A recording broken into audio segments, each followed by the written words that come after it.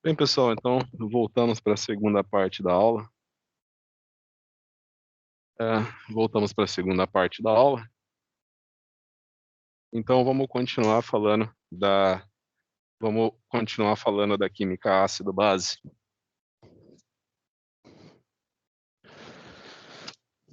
Então voltamos a falar da química ácido-base.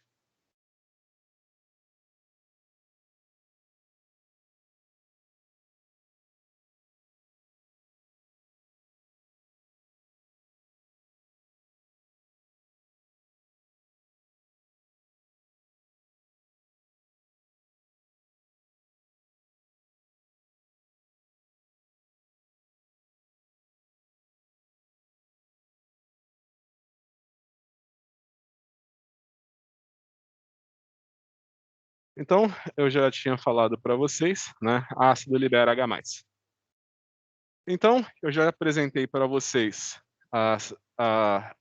as classes dos ácidos e das bases inorgânicas, ácidos e bases orgânicas.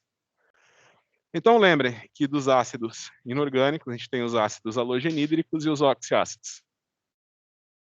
Das bases, a gente tem os hidróxidos, né? Lembrem que os únicos hidróxidos que são fortes são os hidróxidos metais alcalinos e os hidróxidos de bário e de estrôncio. Talvez no ensino médio, o pessoal sempre fala que um ácido é ácido, obviamente, uma base é base, e que um sal é neutro. Mas toma cuidado que os únicos sais que são neutros são os sais que advêm da reação de um ácido forte com uma base forte. Então, por exemplo, você tem a reação do ácido sulfúrico com o hidróxido de sódio. Aí o resultado disso daqui é o sulfato de sódio e a água.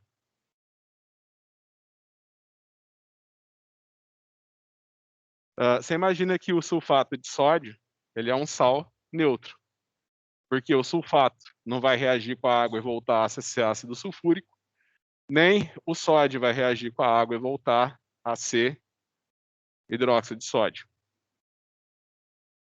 No entanto, por exemplo, você tem uma reação de uma base fraca com um ácido forte.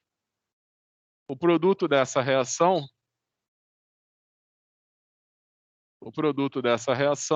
é o cloreto de amônio. O cloreto de amônio, se você fizer uma solução de cloreto de amônio, você vai ter uma solução ácida. Lembram que durante as aulas de laboratório a gente colocou várias soluções, vários sais em água e viu se as soluções eram ácidas, básicas ou neutras. Então, você imagina que o cloreto de amônio, uma solução de cloreto de amônio é ácida. Você tem o ácido acético. Obviamente, uma solução de ácido acético, um vinagre, por exemplo, é uma solução ácida. Você imagina que uma solução de acetato de sódio vai ser uma solução alcalina. Por quê? Porque o acetato reage com a água para voltar a ser ácido acético e libera OH-. Por quê? Porque você imagina que o ácido acético é um ácido fraco que reage com uma base forte, que é o hidróxido de sódio, para dar o acetato de sódio. Então, aqui a gente tem um exemplo de um sal ácido e aqui um exemplo de um sal básico. Então, não se esqueçam que, de acordo com a definição de Bronsted-Lowry, com a definição de Bronsted-Lowry, você vai ter ácidos e bases conjugadas. Ó, você tem o ácido acético, que se dissocia para dar H+ e acetato. Então, você imagina que esse é o ácido e essa é a base conjugada desse ácido.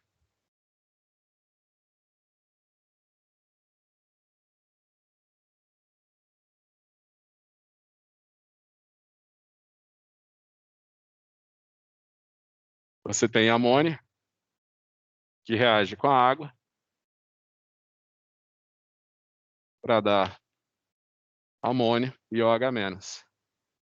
Essa é a base e esse é o ácido conjugado dessa base, certo? A gente também tem a definição de óxidos ácidos, básicos e neutros. Lembra quando você tem que pensar o seguinte: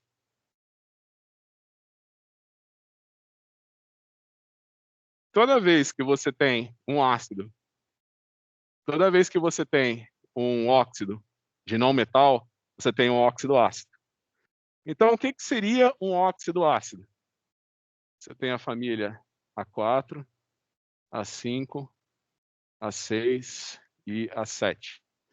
Então, aqui você tem o carbono, silício, nitrogênio, fósforo, oxigênio, enxofre, flúor e cloro. Você imagina que o carbono é um não metal. Você imagina que o dióxido de carbono ele vai reagir com a água e vai formar o ácido carbônico. É aí que eu falei para vocês, né? Na verdade, o ácido carbônico não existe. O que pode acontecer? Você pode imaginar que o ácido carbônico ele vai se dissociar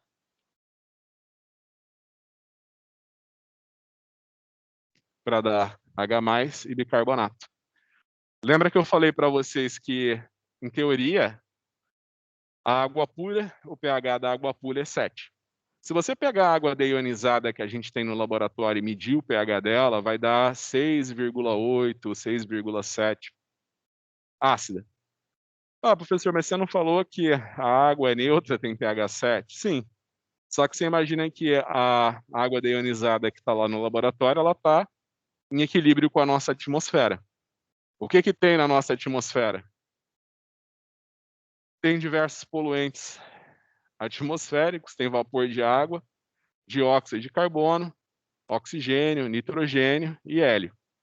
Né? Hélio bem pouquinho. Mas você imagina que o dióxido de carbono que tem na nossa atmosfera, ele entra em equilíbrio com a água e se dissolve na água. Quando ele se dissolve na água, ele torna o pH da água ligeiramente ácido.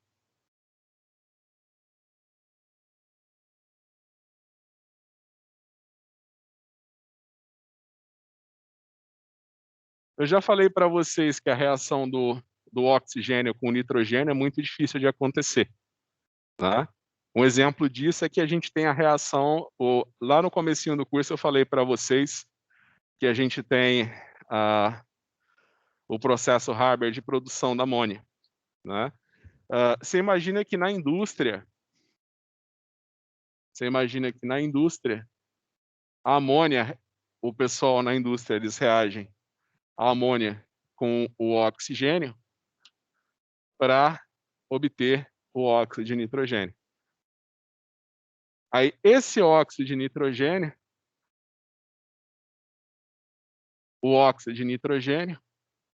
ele vai reagir com o oxigênio para dar o dióxido de nitrogênio. E esse dióxido de nitrogênio ele é misturado com água.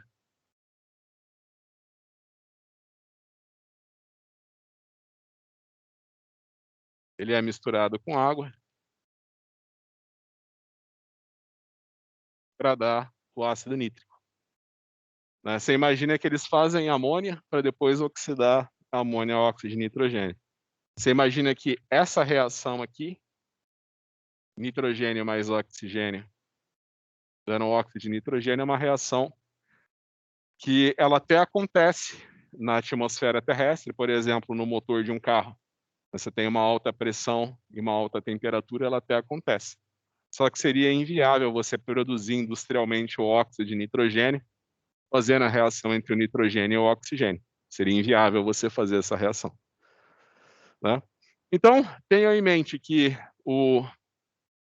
na verdade, o óxido de nitrogênio ele é muito instável.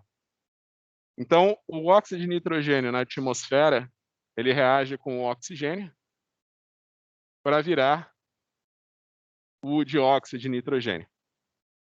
Então tenham sempre em mente que o dióxido de nitrogênio é um não metal.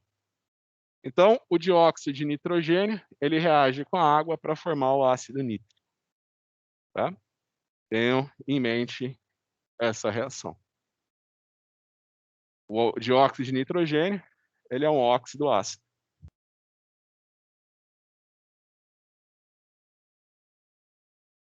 Mais à frente, você pode imaginar que você tem o enxofre.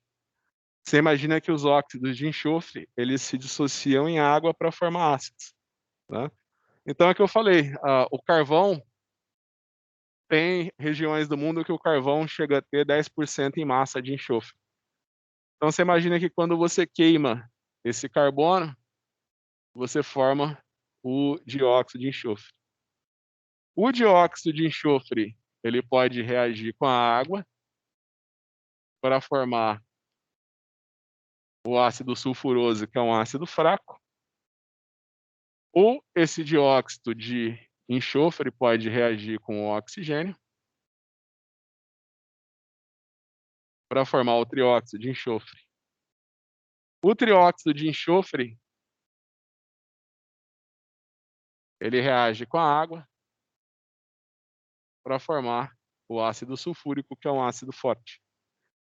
Então você pensa que os óxidos de enxofre são os principais causadores da chuva ácida. Toda vez que você vê um óxido de não metal, você imagina que ele é um óxido ácido. Lá no laboratório de ensino, vocês colocaram decaóxido de tetrafósforo em solução aquosa e mediram o pH. Qual que era o pH dessa solução? Se fizeram esse laboratório de ensino. Faz de conta que estão fazendo a prova agora, eu acabei de perguntar se uma solução de decaóxido de tetrafósforo é uma solução ácida, básica ou neutra. O que vocês respondem?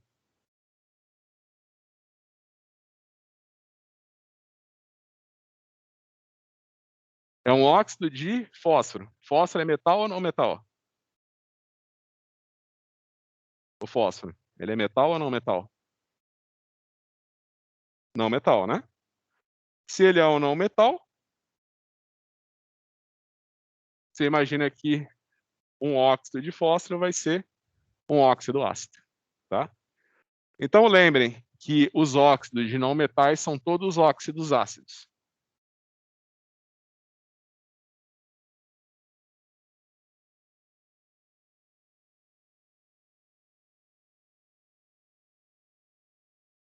Você tem que ter em mente também que todos os óxidos da família 1, tá?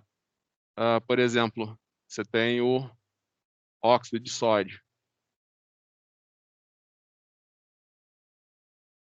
Você imagina que todos os óxidos da família 1, eles são óxidos básicos.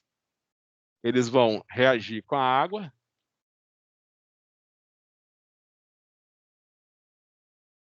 para formar hidróxido. Então lembrem que os óxidos da família 1 são todos óxidos básicos. E os óxidos da família 2 também são óxidos básicos.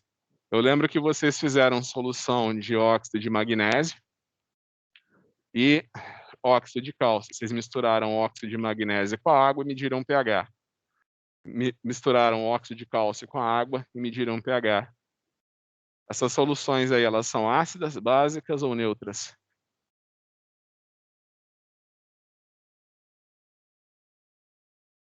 Ácidas, neutras ou alcalinas? Você imagina que os óxidos dos metais alcalinos terrosos, eles reagem com a água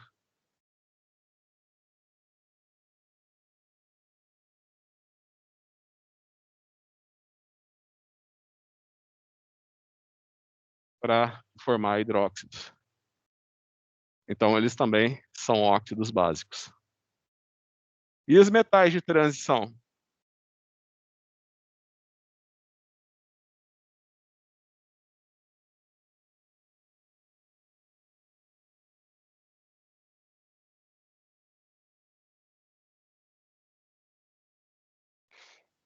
Vocês acham que o óxido de alumínio, ele é um óxido ácido, neutro ou alcalino? Vocês acham que ele é o quê?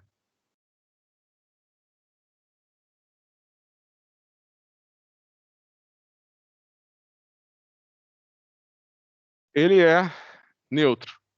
Você imagina que ele não vai reagir com a água para formar hidróxido e também não vai reagir com a água para formar ácido. Se você coloca óxido de alumínio numa solução aquosa, não vai acontecer absolutamente nada. Né? Agora você tem que imaginar os metais de transição. Qual que é uma propriedade dos metais de transição? É mais que um estado de oxidação, não é? O cromo. O cromo. Ele tem quantos estados de oxidação? Os principais são 3 e 6. A gente já viu isso na aula da tabela periódica.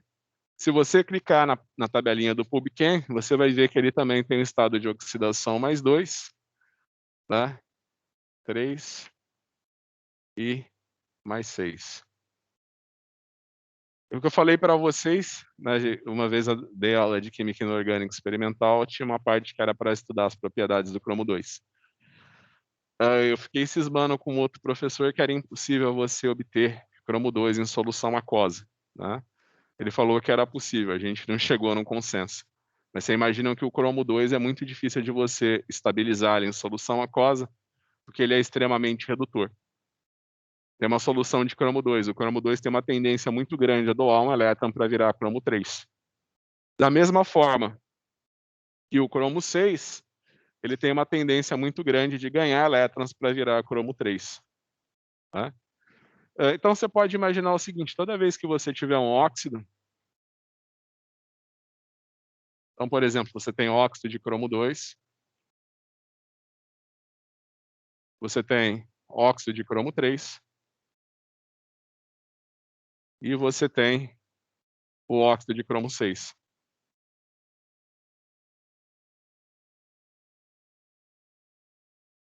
Aqui eu coloquei em números gregos, em algarismos romanos, perdão. Eu coloquei em algarismos romanos. Acho que também é um vício do ensino médio. Até o professor tem vício do ensino médio. Que no ensino médio eles colocavam em estado de oxidação em algarismos romanos.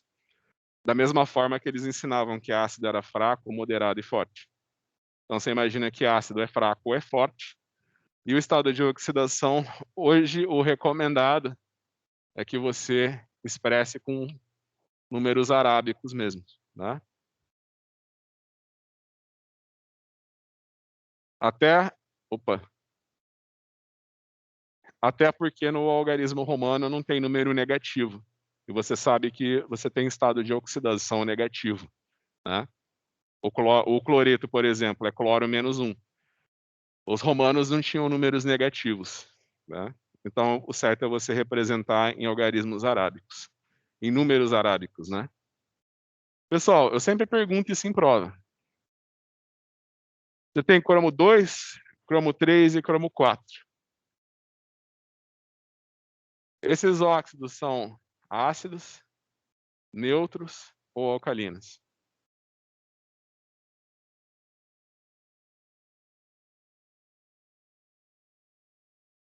Se eu falar para vocês que esse é alcalino, esse é neutro e esse é ácido, vocês conseguiram perceber as propriedades dos óxidos metais de transição?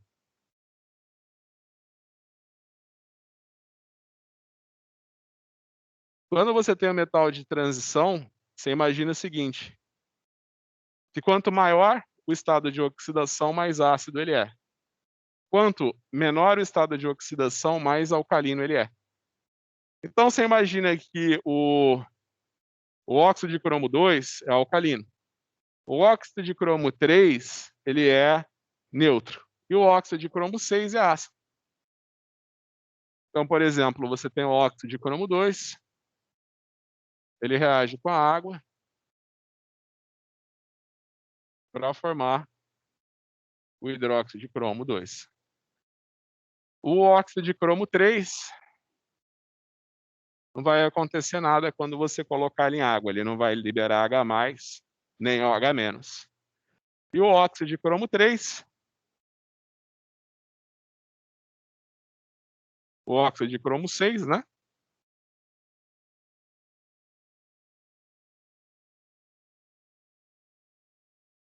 Você sabe que ele não vai, você imagina que ele não vai formar cromo 6, né? Então ele vai reagir com a água,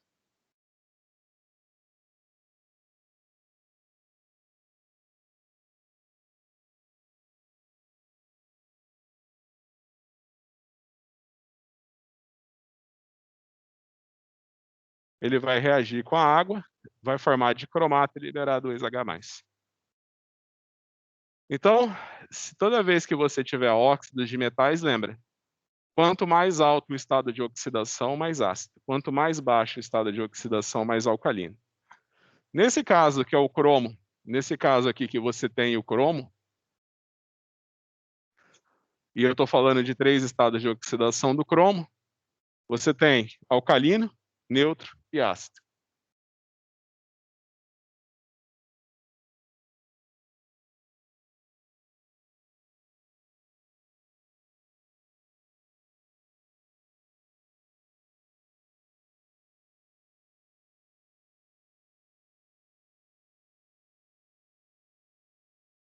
Lá na química inorgânica experimental, a gente tinha uma brincadeirinha. A gente pegava uma folha de alumínio, né, e colocava no hidróxido de sódio.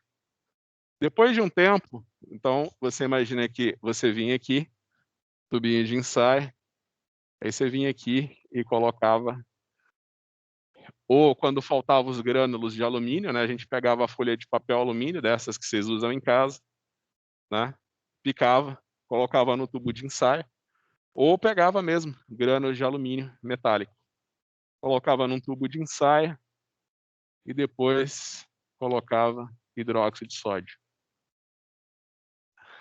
A gente observava que aqui aparecia um precipitado branco gelatinoso e você observava o desprendimento de gás. Né? Você observava o desprendimento de gás. No caso, o gás hidrogênio. Tá? Aí o que está acontecendo? O que está acontecendo? Você está tendo a oxidação do alumínio metálico ao alumínio 3. Então você imagina que o alumínio ele é oxidado pelo hidróxido, vira alumínio 3, que reage com o hidróxido, né? Para formar um precipitado branco gelatinoso, que você conhece como hidróxido de alumínio. Aí a gente vinha e pedia para colocar mais hidróxido de sódio.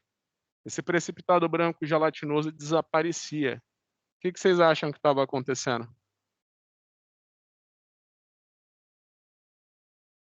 O que vocês acham que está acontecendo?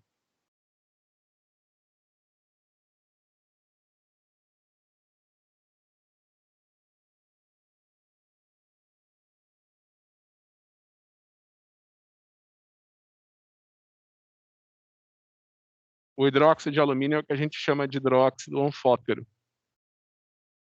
Ele é um hidróxido que reage com base e ele também reage com ácido. Então, se você tem hidróxido de alumínio, você consegue solubilizar ele em excesso de base ou em excesso de ácido.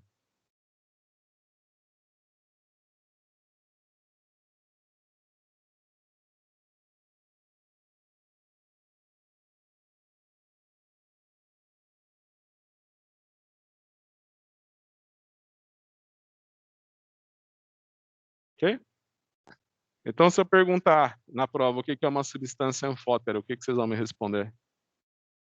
Que é uma substância que reage tanto com ácido quanto com base.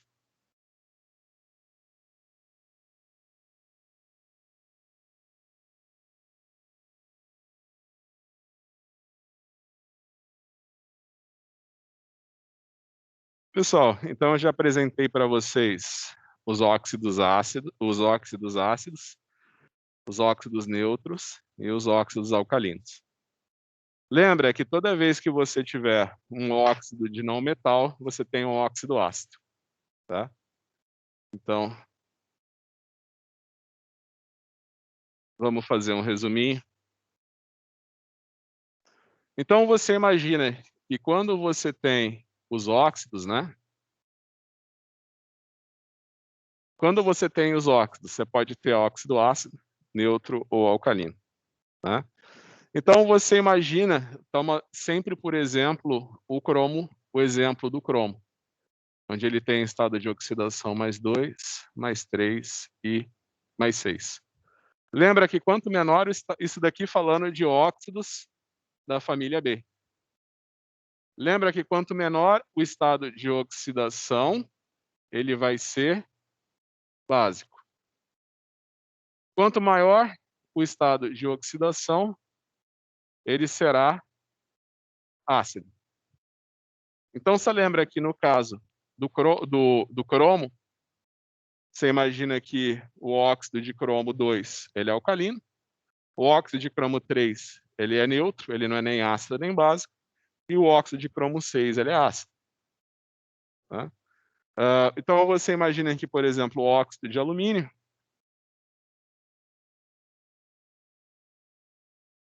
o alumínio só tem o estado de oxidação, você imagina que o óxido de alumínio, ele vai ser um óxido neutro. Quando vocês têm, então falando dos óxidos, quando você tem óxidos da família A1 e A2, metais alcalinos e metais alcalinos terrosos, você vai ter sempre óxidos básicos. Então lembra, você tem o óxido de sódio, você tem o óxido de cálcio, tem o óxido de magnésio. Isso tudo aqui, esses daqui a gente trabalhou na aula de laboratório. Então lembrem-se que óxidos de metais alcalinos e alcalinos terrosos são óxidos básicos. E quando você tiver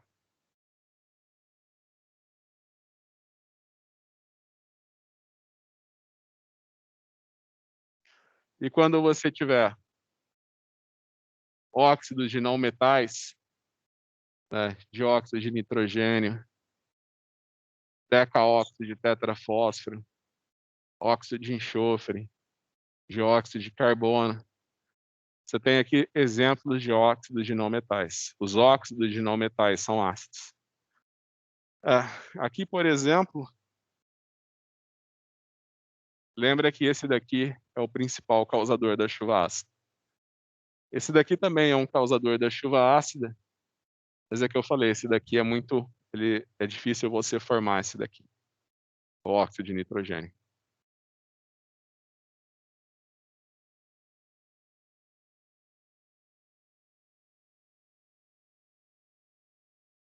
Eu falei para vocês dos ácidos halogênicos, eu falei dos principais ácidos inorgânicos. Lembrem da classe dos ácidos halogenídricos.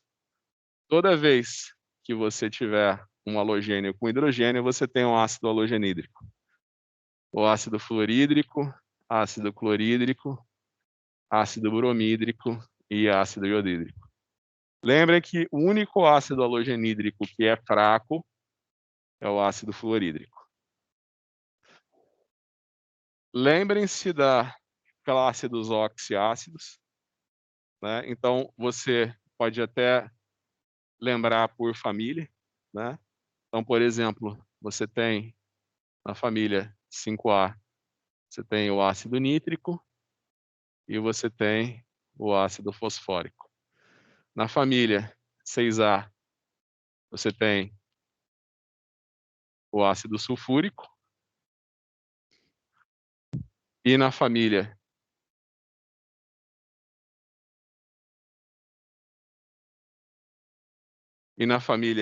A7, né, família dos halogênios, você vai ter aquele exemplo que eu falei para vocês do cloro.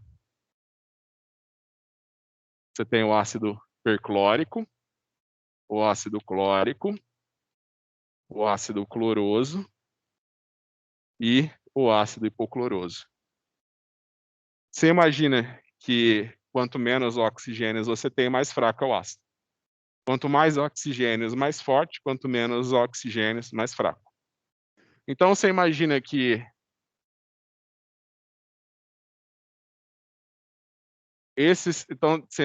desses ácidos, dos oxiácidos, só o ácido fosfórico é fraco. O ácido nítrico, sulfúrico, clórico e perclórico, eles são ácidos fortes. Esses daqui, obviamente, perderam oxigênio, são ácidos fracos também. Mas lembra, você tem o ácido nítrico, o ácido nitroso já é fraco. Você tem o ácido sulfúrico, o ácido sulfuroso já é um ácido fraco. Você tem o ácido perclórico e clórico, são ácidos fortes. Ácido cloroso e ácido hipocloroso também são fracos, certo? Então, fazendo uma revisão rápida do que a gente fez. E mais um detalhe, a coisa que eu sempre pergunto em prova. Eu não falei para vocês que vocês têm a... Acho que até vou pegar um quadro inteiro agora, vocês já copiaram aqui. Isso aqui é uma revisãozinha do que a gente viu hoje. Eu não falei para vocês dos ácidos orgânicos, que eles são ácidos carboxílicos.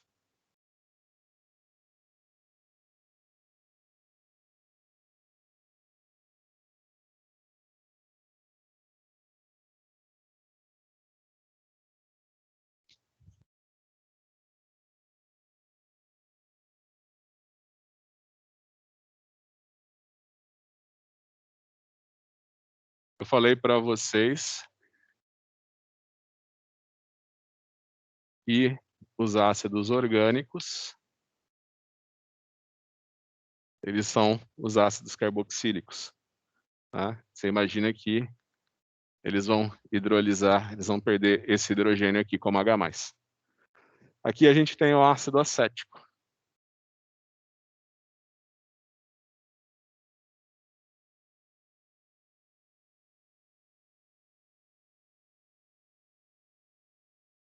Esse daqui é o ácido monocloroacético.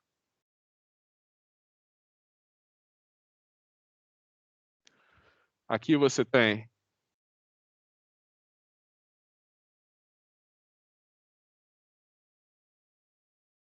o ácido dicloroacético. E, obviamente, aqui você tem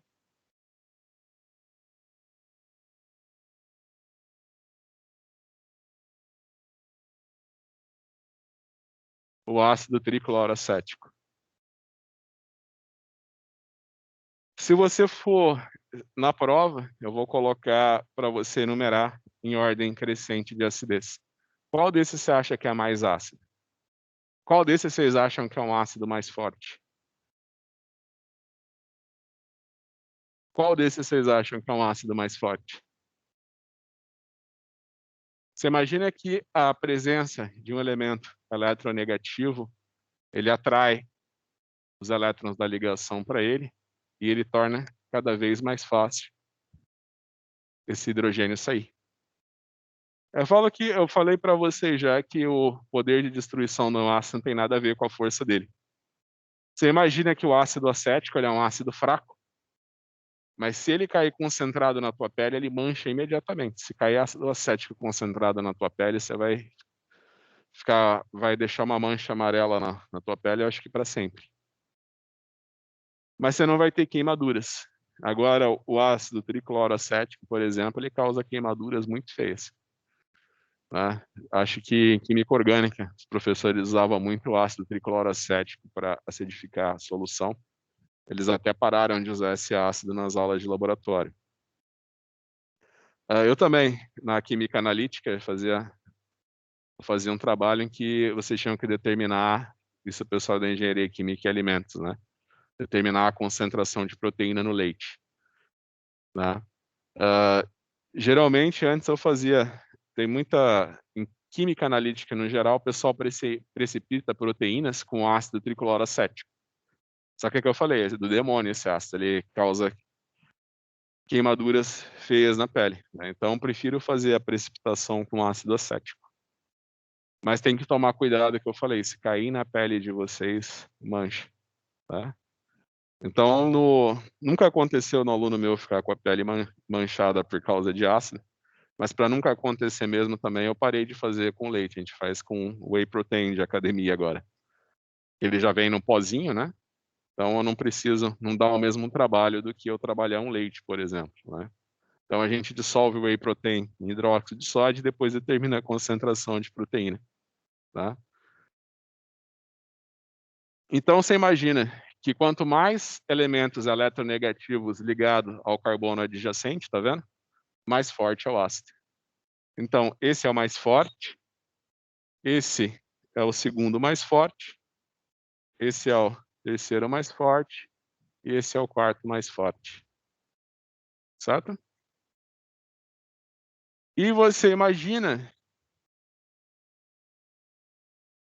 que quanto mais eletronegativo o elemento ligado ao carbono adjacente, mais forte é o ácido também, né? Então você imagina que se você tiver o ácido cloroacético, se você tiver o ácido fluoracético,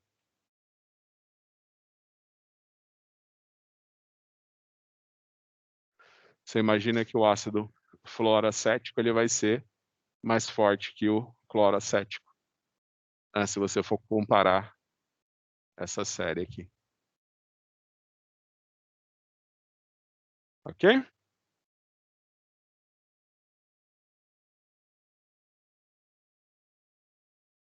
Então, geralmente na prova o que eu faço, eu coloco o ácido acético, eu coloco o ácido monocloroacético,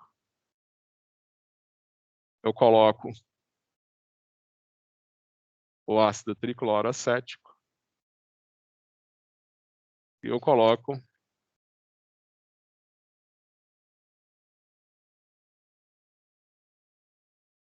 o ácido trifluoracético. Qual desse, se você for colocar, organizar eles em ordem crescente de acidez, como é que você coloca? Você imagina que esse daqui tem 3 elementos, tem 3 fluoros ligados no carbono adjacente à carbonila, né? Esse é o ácido trifluoracético. Ó, esse é o ácido trifluoracético. Obviamente, o flúor ele é mais eletronegativo que o cloro. Então, obviamente, esse ácido vai ser mais forte que esse. Esse daqui só tem um cloro. Então, obviamente, ele vai ser mais fraco que esses dois. E esse daqui não tem nenhum elemento eletronegativo adjacente à carbonila. Então, você imagina que esse é o mais forte, esse é o segundo, esse é o terceiro e esse é o quarto.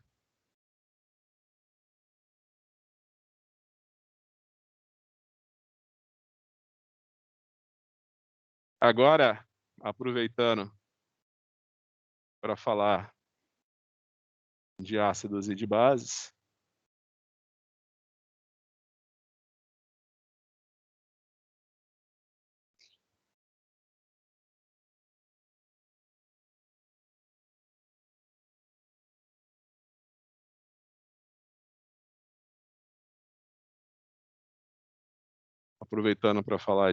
e de bases, né? Como que você disse um ácido é mais forte que o outro? Eu não tinha falado para vocês da constante de equilíbrio nas aulas anteriores? Nas aulas anteriores, eu tinha falado para vocês que A reage com B para dar C. Então, você vai escrever a constante de equilíbrio, concentração de C, dividido pela concentração de A, vezes a concentração de B. Isso daqui é uma constante de equilíbrio. Eu tinha falado para vocês que você tem um sal insolúvel, por exemplo, o cloreto de prata. O cloreto de prata se dissocia para dar prata mais cloreto. Você vai escrever produtos sobre reagentes, não precisa colocar o sólido na equação do equilíbrio químico, porque a concentração do sólido não muda, tá?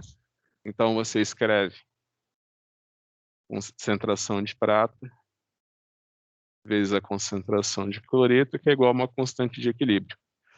Como isso daqui vai implicar na solubilidade do sal, eu vou chamar isso daqui de KPS, que é a constante de solubilização no sal. Quando eu tenho uma reação ácido-base, eu vou chamar de Ka, que é a constante de dissociação ácida.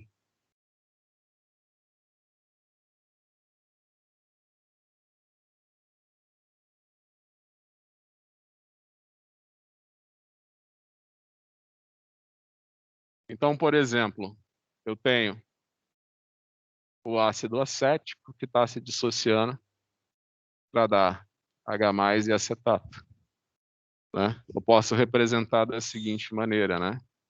Esse daqui é o ácido acético, ele está se dissociando para dar acetato e H+. Mas, geralmente a gente representa o ácido acético por AAC e o acetato por AC-, para não ter que ficar desenhando a estrutura toda hora. Como que eu escrevo a constante de dissociação de um ácido? Constante de equilíbrio. Eu vou escrever produtos sobre reagentes, né? Então, eu vou colocar aqui o acetato, H+, e aqui a concentração do ácido.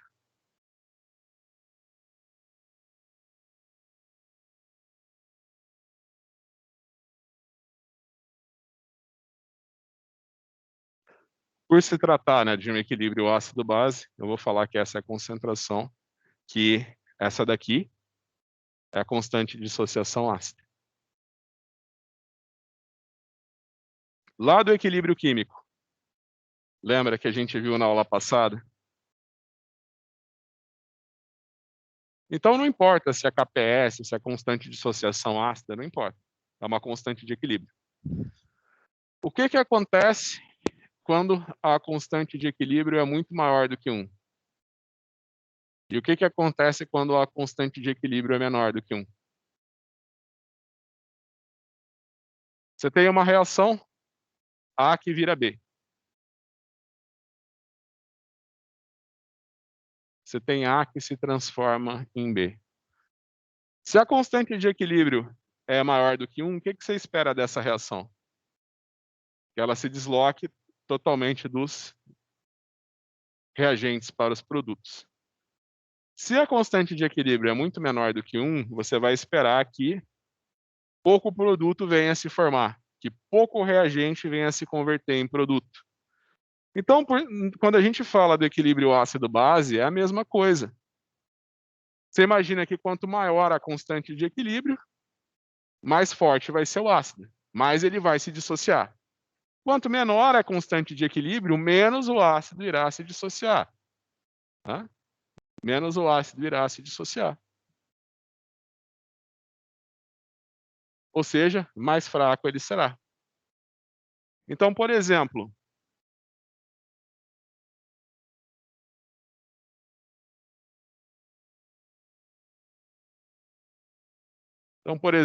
eu falo para vocês que o ácido acético ele se dissocia para dar H+ e acetato, e a constante de dissociação do ácido acético é 1,8 vezes 10⁻⁵. Você tem uma classe na química orgânica que chama de fenóis. Imagina que também que o fenol, de uma certa forma, ele vai se dissociar para dar o fenolato e H+. Eu vou dizer que o fenol tem uma constante de dissociação ácida da ordem de 10⁻⁻10. Que ácido que vocês acham que é mais forte?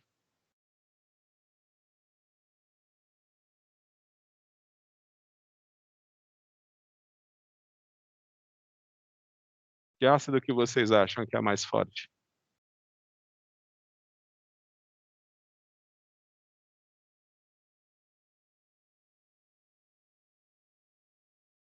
Isso.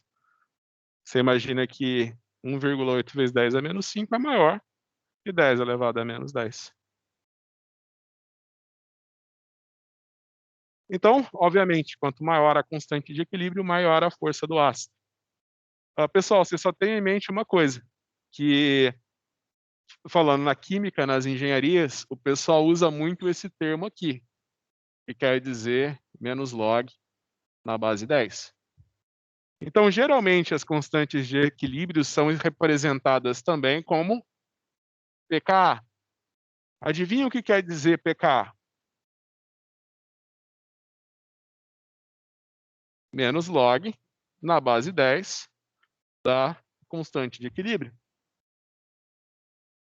Qual que é o pKa do ácido acético?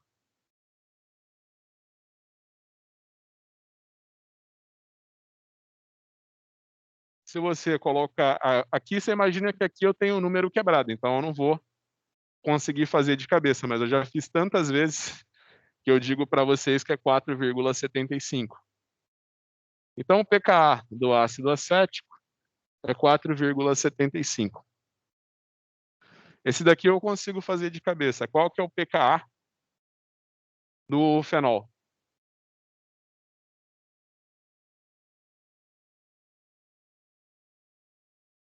10. Pessoal, então tenham em mente que pKa é menos log na base 10 da constante de equilíbrio. Só que agora tem um detalhe. Tem gente que se perde na hora de fazer a prova. Eu coloco uma série de ácidos. Eu falo, ó, você tem um ácido A, um ácido B, um ácido C e um ácido D. Aí eu falo, ó, o ácido A, ele tem uma constante de dissociação ácida de 10 a menos 2, o B de 10 a menos 3, o C de 10 a menos 4 e o D de 10 a menos 5. Então, o pessoal nunca erra. Ele vem aqui, deixa eu ver. Qual que é a maior constante de dissociação ácida aqui? Obviamente é do A.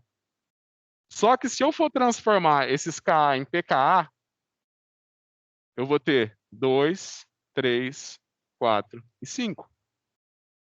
Aí depois eu faço a mesma pergunta. Qual desses ácidos é o mais forte?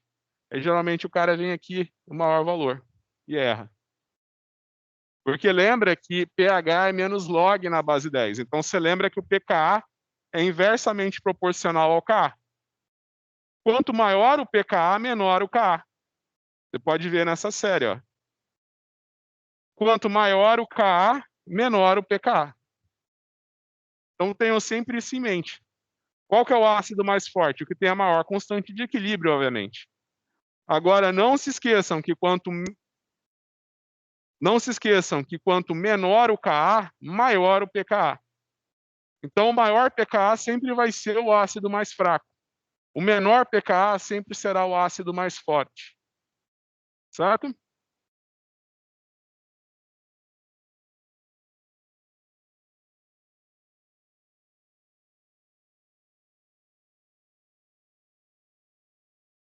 Bem, faltam só alguns minutos. Então, a última coisa, eu quero só que vocês pensem nisso para a aula que vem.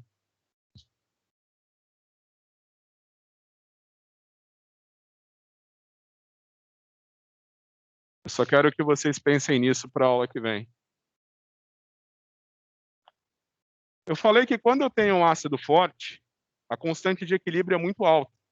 Por exemplo, a constante de equilíbrio de dissociação do ácido clorídrico é maior que 300. Então eu tenho o ácido clorídrico que se dissocia para dar H+, mais cloreto. Eu nem trato isso daqui como um equilíbrio químico, né? A constante de equilíbrio é muito alta, eu vou assumir que todo reagente vira produto. Se eu tenho uma solução de ácido clorídrico, eu vou assumir que eu não tenho ácido clorídrico nenhum na minha solução. Eu só tenho H+ e cloreto. Qual que é o pH? Qual que é o pH de uma solução de ácido clorídrico 0,1 mol por litro?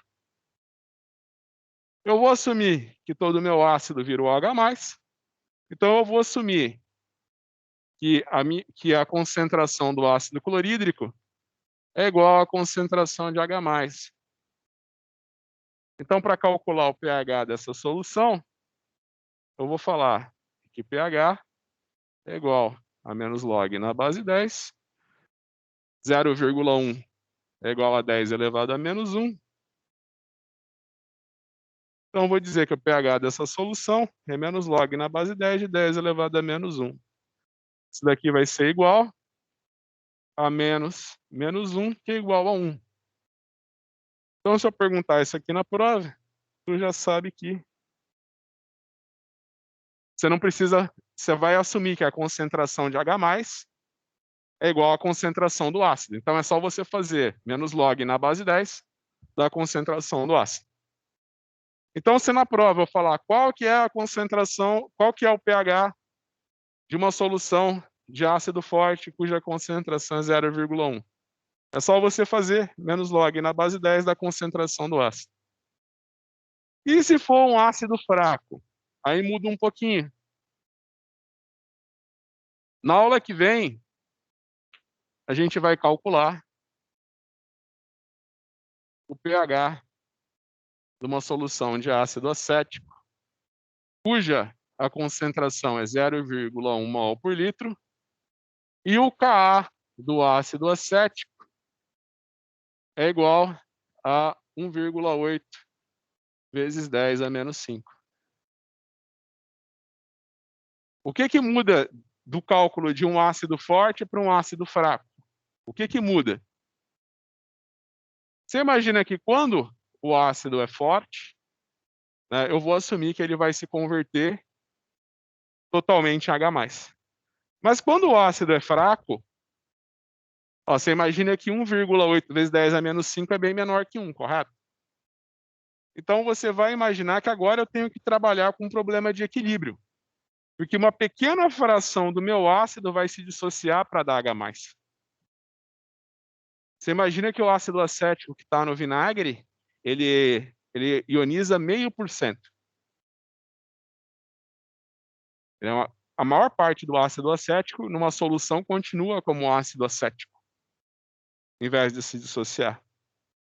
Imagina que se você fosse na feijoada, você comesse um vinagrete feito com ácido clorídrico, primeira colherada você já era hospitalizado. Essa é a diferença de um ácido fraco para um ácido forte.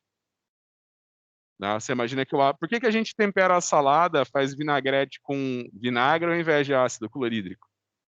Você imagina que o ácido fraco libera muito pouco H+. Tá? Então agora a gente vai ter que resolver um problema de equilíbrio para responder essa pergunta. Tá bom? Na verdade, você vai usar uma formulinha para resolver esses problemas de ácido fraco, mas na próxima aula eu vou deduzir essa fórmula para vocês, tá bom? Pessoal, agradeço muito a presença de vocês.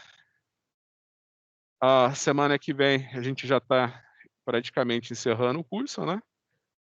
Você imagina que a última semana desse mês é reservada para reposição de aula, né? Como a gente não perdeu nenhuma aula, a gente não vai ter semana de reposição, né? E o semestre acaba daqui a 2 semanas.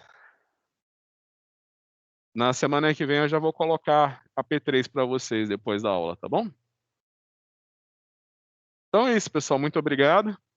Pessoal que faz experimental comigo, eu vejo daqui a pouquinho lá em cima no laboratório. Ô, professor. Sim, diga. É uma dúvida, assim. Próximo semestre, eu acredito que eu vou precisar estar estudando à noite, né, no segundo turno. O senhor sabe ali mais ou menos me informar se existe